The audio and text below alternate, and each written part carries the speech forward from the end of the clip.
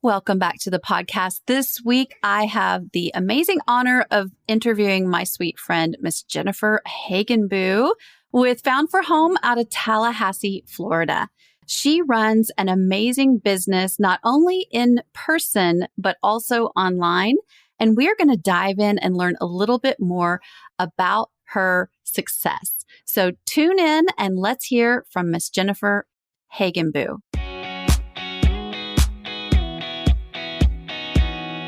Hey, my friend, it's Melanie Ferguson, your host of Creatives on Fire, the podcast where I hope to inspire you to create a profitable six-figure following online. So turn it up and listen in to amazing stories of success, along with behind-the-scenes secrets and valuable tips from, you guessed it, Creatives on Fire. Hey, my friend, I want to ask you a quick question. Do you struggle with overwhelm in your business? How about confidence? Or maybe even just knowing what the very next step is that you need to take for you to see the success you desire? I want to invite you to join me over on the inside. This is where your business will benefit from access to powerful, relevant collaborations with other creatives just like you each and every week. You'll have an opportunity to receive motivated messages every single morning, as well as access to multiple live events. These are all tools that are designed to help you grow your business, get you out of overwhelm, boost your confidence, and show you the path to success that you're looking for. I want to encourage you to go check it out today at creativesonfireinsiders.com. I'll see you over there, my friend, on the inside. Welcome back to the podcast. This week we have Jennifer Hagenbuch with Found for Home out of Tallahassee, Florida. She is going to share with us so much gold when it comes to running an online business as well as a brick and mortar. This girl has done it all. Jennifer, welcome to the podcast. Thank you so much, Melanie. I'm so excited to be here today. It's really just been a pleasure getting to know you over the past. I can't believe we've known each other for now almost 3 years. I know. Time flies. And I just have watched in awe as you have grown your business beyond belief. So I cannot wait to dive in and find out all the deets. Jennifer, you have a brick and mortar. Tell us a little bit about your story and your business. I really appreciate that. It really was for me a walk with God. For me, it was all about listening to what he'd want me to do with my life. And I was in banking for over 20 years. I went from teller all the way up to president, lots and lots of team members, lots of folks, to interact with and help grow. But I still felt like there was something missing. And for me, everybody kept encouraging me, your house is beautiful. You're so good at interacting with other people. Have you thought about, opening your own store? And I was like, are you crazy? I just worked 20 years, in banking, and, pretty much accomplished everything that I could possibly accomplish there. And one day I just stopped fighting him and said, I need to do this. And, it took a lot of prayer, a lot of planning to make sure that we could do that. But my kids had grown up and, we had the opportunity and the flexibility to be able to do it. It started small. I don't want anybody to think that, just one day we woke up and, we're doing $100,000 months. That's not how it works. We started small. We paid cash in the beginning for things. And, as the business grew, then of course we look at other ways to help the business grow. And it has grown tremendously. And one of the things I think that sets us apart is that we are still very focused on what our customers need, not what we need to sell them. And I think that's been the biggest key to our success up to this point and the connections that we have with our customers. I love that. So you have listened in to what your customers have told you, and you have fulfilled a need that they have told you that they have. And I think you're right. That is such an amazing thing for business. Let me ask you, Jennifer, what worked for you really well at the beginning when you were starting your brick and mortar? And then tell us about how you segued into the online space, or did you always have an online space? No, we did not have an online space. In fact, I was really afraid of it because I was like, how am I going to manage the brick and mortar and also manage the online business? Because you always think, well, I need this many people and doing this and that. And I mean, you're never going to do something if you're constantly thinking, I can't do it, right? I mean, it's a self-fulfilling prophecy. And, last year when, this is probably, it was 2019, the end of 2019, the business had been doing really well in the brick and mortar. And it was time for us to go online. And we were doing, one or two live sales a week. Maybe they were doing a couple $100, $500, $600. And we were like deliriously excited about that, right? So we started smaller, and which I highly recommend because that's really where you learn. So don't be disappointed or discouraged in the beginning that, oh, well, it was only a couple $100 or it was $500, whatever it is, because it can only grow from there as long as you stick with it. You listen to what your customers want and you have fun. I'm not on there to sell something to someone. I'm there to connect with a customer and to figure out what they need. Not, I have to sell this product and I have to hit this goal. Goals are important. And I truly believe that if you do the right thing for the customer, it's going to happen in making your goals. I love that. COVID changed everything. Let me tell you what, because we signed up with Comment Sold, right? And we're like, oh, this makes it easy. They do our invoices. And I loved it. But we still weren't using it to its fullest potential and in the online space because of the fact that we were so busy in our store. Well, that changed March 17th of last year, right? So we're pretty far into this now, and we were thrown into the fire, right? Sink or swim. And our store was closed for almost 3 months. And so we had to learn very, very quickly that $500 two times a week was not going to keep us in business after COVID. And so we quickly pivoted. I'm going to say that word many, many times. Quickly pivoting is critically important to a small business owner's success, because my customers now didn't want to come in the store. They wanted to see me online. So I had to pivot very quickly, learn how to connect with customers very quickly through the online space. And so we leveraged what we had was a whole store full of merchandise. I had Comment Sold, and I had a lot of, loyal followers that were buying followers. They wanted to keep buying from us. They were bored. They were looking at their, as they said, sometimes ugly houses. They were captive in those, what quote, ugly houses. And they wanted to see me. So I could either sit there and cry my Cheerios, right? And go, it was so much easier when they were just walking through the door. Or I could go, okay, put on your big girl pants, figure out, daily what these look like. And in the beginning, I was doing 2 a day. Wait a minute. So I love that you've talked about the fact that you guys leaned into, are you telling me live sales? And if so, tell us what that looks like. Like, yeah. What is the workflow for that? What does your week look like now that you said you started doing 2 a day? Yeah. Well, first of all of my team members, no one understood COVID at that point. And so I was down to 1 team member. I went from 9 team members to 1. So it was me and this other person staring at each other, trying to figure out how we're going to do this. And since there were no customers coming in, it's like, okay, your job description's changing. My job description is changing. And we need to lean into these live sales, as you said. And so with Comment Sold, it allows us to load the pictures of the products, load how many we have into the system. And then when we go live through their app into Facebook, it shows the picture of the item, how much it costs, etc. And then it automatically invoices them through their comments that they say sold and this item number, etc., or size or color. And the automatic invoicing is really what saved us. It also allowed us to be able to ship through that platform as well. Many people have heard about Comment Sold, but they're afraid of it. It's so easy. It's so user friendly. And so for us, because we didn't have those customers coming through the front door, we are able to change quickly into these live sales. So here's what I will tell you that we changed, because we were doing live sales before, but this is where we went from $10,000 a month on lives, a month, to 100,000 in 1 month. That's so mind blowing. So I just Yeah. want to pause there and give it the respect that it's due.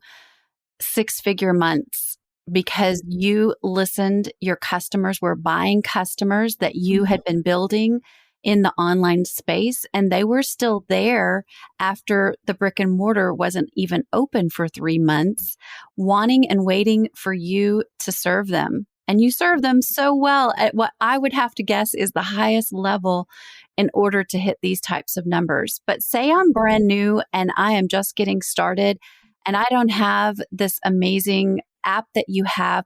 Tell me some of the things that worked for you to have success with online sales. So even if they don't have comments sold, if they are doing all their invoicing themselves, doing the live sales on their own, what I would tell you is that you have to have fun. I think everybody here would tell you at the store that I'm a dork. We have fun. I dance.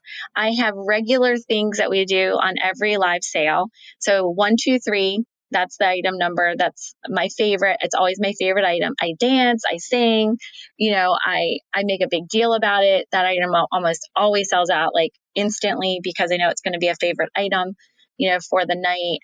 Then we have other little fun things that we do every single live.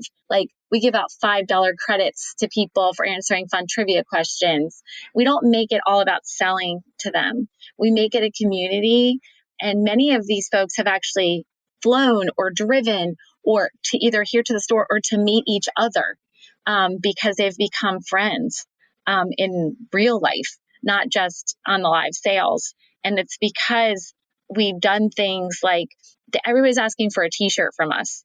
And we were like, okay, well, how many of you want a t-shirt? Well, we thought like nobody. Everybody raised their hand and said, we want a t-shirt. So then one of our customers designed the t-shirt, and then everybody wanted the t-shirt. And on the back of it, it had all of my different dorky sayings on it. Chippy white, chippy chicks, sold 1, 2, 3, and my dancing, and hold please, and all the dumb things that I say on the live. And really they are, but let me tell you something, they're gold, because what it's doing is it's creating a connection. But more than anything during COVID, and especially now where there's still a lot of uncertainty, it was creating a community where people felt cared about and loved, and that they weren't just a number. I love that. I love that. I love that. So the key word there was connecting. You're connecting with your audience, and you're doing it through all of these fun ways. Like you said, just having fun. People are hungry for fun, and you provided that for them, and they responded through support for you and your business. So that's huge.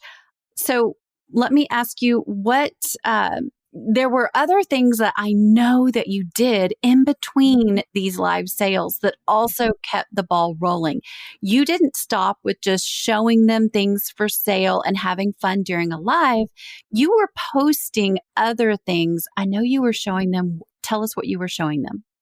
So what we do, and we talk a lot about, is things in collections. So what does that mean? A lot of the times people want to make their houses look super cute, right? And they'll go on Pinterest and they'll get intimidated, or they'll see something like, well, I don't know where to buy that look. And one of the things that really sets us apart from others is that we don't just get on there and show one product after another. We show them how to use it, not only through our live sales, but also through posting collections. And you don't even have to have all the technology, like press this dot, it'll take you to our site. You could just say, hey, come and visit our site. And those items are on there. Or we would set up private walkthroughs of the store, and they would show us their house and a wall or whatever it may be, that they're decorating. And, we would pack up everything and send it to them. So they didn't even have to leave their house for us to help them with that. Wait, tell us a little bit more about that. Tell us what that looked like. That was like a private consultation? Yes. And we still do this because they just became so popular. And you charge for those? We do. The initial consultation is $100, and then if they buy a certain dollar amount from us, there's no additional hourly fee. If not, they just want a consultation on how to decorate or an ideas on how to, move a room around. It's $100 an hour. And the reason why that has taken off is because A, it's personalized. They're no way going to get an interior designer for $100 an hour. And they know exactly where to get the decor here. So it's a win-win, for everyone, and kept us busy in between the live sales. Because to prep for a live sale and do the live sale is probably about 3 hours total. But I'm not doing all that. I have someone who puts in the system and things like that. So I'm probably spending about an hour and a half, getting ready for live sales. So there's all that other time in between where we are trying to grow our business in different ways and again create those connections. That is the key word: pivoting and connecting, with our customers to what they want.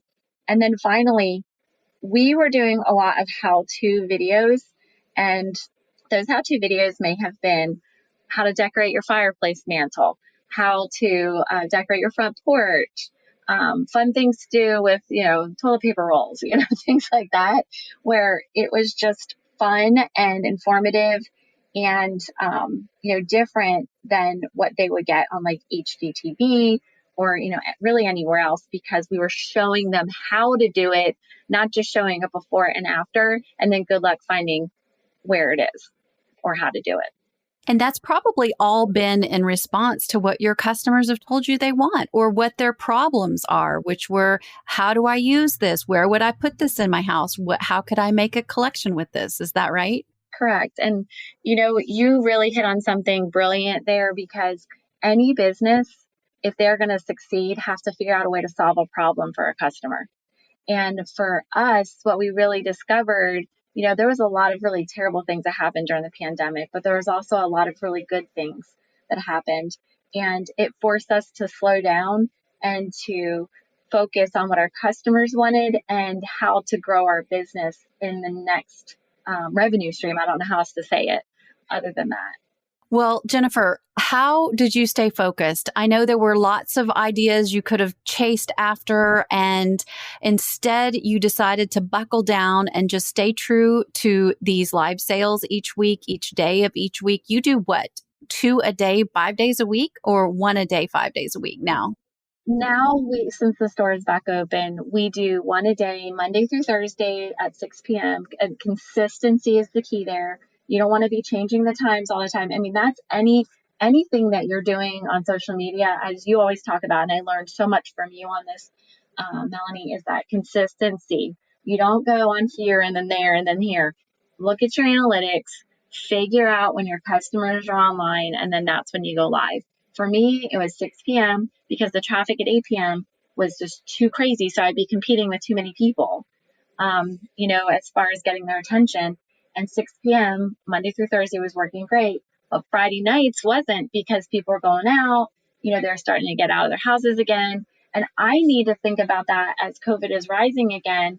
And I think strategically, are people staying home again? And the answer is yes. So do I still keep it at 2 o'clock on Fridays, or do I need to make those adjustments as I look at my analytics and make my adjustments and my strategy for the business and when I want to connect with my customers? So when you were small and you were just making the few $100s per week or month for sales, what kept you on track? How did you know, or when did you know it would turn into 6-figure months? Well, you hope and pray and wish for that, right? And yes, there are squirrel moments, but the way that I stay focused is I write down my plan. And I go back and I say, am I staying true to this plan? Or is there something that's not working? What is working? Well, obviously there was a lot working. And I'm like, why would I switch from this? And I need to stop squirreling, off in another direction. And so writing the plan down, following the plan, reviewing your analytics, looking at your sales, but more importantly, talking to your customers. I ask poll questions all the time in my lives. What do you want to see more of? Do you want to see more coupon codes? Do you want to see more fall now? Do you want to see Christmas early? What is it that you want to see? And so normally I wouldn't start selling fall until the middle of August. My customers wanted to see it back in July, right after I did Christmas in July. They were ready to buy it. And I'd never done that before. If I hadn't asked them, I'd still be holding on to it until this week. Okay, Jennifer, tell me when you knew it was possible to reach this dream. You said you always dream about it, but when did you start realizing, wow, this is really going to happen? I would say, so we started doing those in the live streaming, consistently on a daily basis in March. And, we hit 30,000, then 40,000, then 50,000. And I was like, okay, this is working. What's working? What can we be doing better? Talking to our customers. And then we hit July and it just went crazy. And it was because we were partnering then with some influencers who believed in what we were doing as well. And I'm not talking about influencers, as marvelous as yourself, right? With over 100,000, although we have partnered with you amazingly. And I know we're going to talk about that in a second, another benefit with that. But I'm talking about what I call micro influencers that have these home decor sites on Pinterest and Instagram and Facebook that have 2, 3, 4, 5,000 followers. Because what I figured out when I was looking at what was causing us to grow was people getting excited about it, then joining our lives, seeing me excited about it, and then they're telling their friends. And so it just took off from there. And I go, oh my gosh, this is it. This is the way, this is the way to success. So how did you collaborate with them? What was it that you did?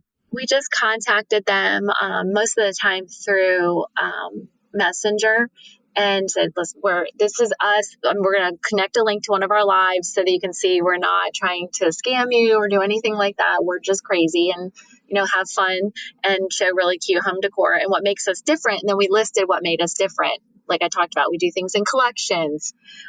We have fun. We care about them first. Then, about making the sales next. So it was through those connections with those influencers that they were like, okay, this is different. We sent them a couple of things to showcase, on their page in return, and then provided them with a link that their customers could also click on to come back and buy from us and then provide revenue back to those micro influencers. Because I think a lot of people want to shoot for the stars, the 100,000 plus, but you got to remember a lot of people are contacting them. I mean, I'm sure you hear from people every single day, Melanie, and you just can't do all of them effectively. So you're going to pick the ones that best fit with your brand. And for me, having the connections with people individually, not by the thousands and thousands, is what's worked for us. And we know the math too, that for every 100 new followers we get, that's $1,000 in revenue. Wow. And so I love the fact that you've connected with others and collaborated to further grow your business in yet a different avenue. These people are pretty much what you're sharing with me. I'm understanding, if I'm understanding it correctly, are affiliates for you, for no lack of a better word. Correct. And again, both of us have to benefit and our customer base has to look similar. Yes, I agree. And that's important. So what advice, Jennifer, would you give yourself back when you first went online and got started? Not to worry about being so scripted or professional sounding. I'm saying that in quotes right now because, people want real. They want authentic and they want to know that you're just as much of a mess as they are. And if, this isn't QVC was fun, and is fun, but we're different. That's how I stand out. And I always tell people at the beginning, especially because we can see all the new people who are joining us with our, with comments sold. And I say to them, if you're looking for professional, if you're looking for polished, if you're looking for boring, this is not your page. This is not your live. And people appreciate that. That's our hook, right? Is that we're just like you. And I would also say this is probably the most important. People are cheering for you. They're not on there to troll you. That just is not the case. We overthink sometimes what the customer is thinking or wanting when all we have to do is ask them and then just be yourself. That's the number one thing I could say to you, is that fear limits us so many times. Just like with me getting started with my online business, it limits us from what the possibilities are. And it's changed my life and it's changed my business because I stopped being afraid. Oh, that's so, so important. And I think we almost touch on that every week, just not letting the success that is already yours be blocked by fear. So, Jen, I'm so excited we got together. This has been an amazing time. I want to know, where can the listeners find you? Well, one of the amazing things that's happened during this whole crazy ride, right, is that not only did we set up our website, we started selling online and using Comment Sold, but we also launched our app. And our app is fabulous because you can download it through Apple and also through Android. And we do have a coupon code for your awesome listeners as well. It's CRUSH10, CRUSH10. And they can reach us by downloading it. They can join us on Facebook Monday through Thursday at 6 and Fridays at 2. Or, they can reach out, to your page, because I think, we were a sponsor for your last Craftathon, which is coming up, and we're coming to do it again. So we're super excited. I'm excited too. So Jennifer's business is called Found for Home. You can find her all over the web. We will drop all the links in the show notes, and I'm excited for you guys to check her out. Jennifer, thank you so much for coming on. Thank you. It was a blessing. We'll talk to you soon. Thank you so much, my friend, for listening to the podcast. I'm blessed every single time you come back and listen to an episode.